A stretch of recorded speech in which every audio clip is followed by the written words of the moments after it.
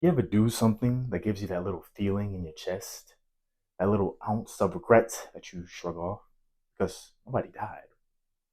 Like, other night, I ran a red light. It wasn't right. Other day, I heard some of the best say they cheat on tests. Okay, we all done it. We're no better than the rest.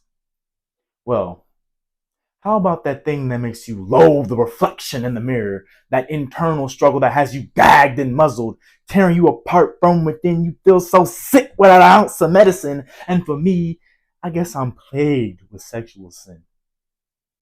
It's a spiritual disease, so I stay 6 feet. That way I don't infect those around me. And the irony is, I'm trying to be an MD, and evidently I can't be one with this mentality.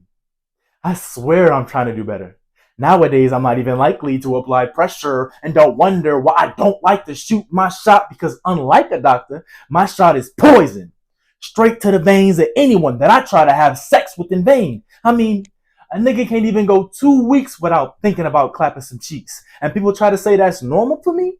A 22-year-old to play the field? Well, I think that's bullshit, especially because I know how that shit makes me feel, knowing I haven't read the scripture in weeks, ducking any chance of worship, because I'm burning with passion, and not the one of Christ. And if you think about it, it ain't right to say I'm Christ-like, because Christ never did a single thing that I've done in my life. And in time, I guess I'm supposed to get a wife and live a life in light with a good woman, but I fear it ain't gonna happen because it's only sin I've been practicing.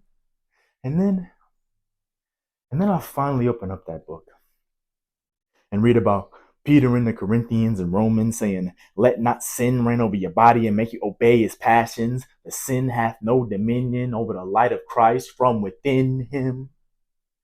And then I'll read a little bit more. And it says that you know you've been saved if you feel miserable after you sin.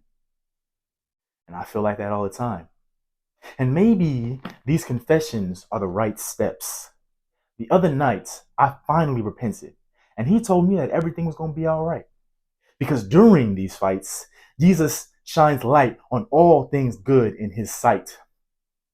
And one day, I'll be made to pay for all the games that I thought I had to play. And on that day, I'll be shown everything that it takes to be a man. And every day, he makes me understand his word, his love, and his ultimate plan. Another confession.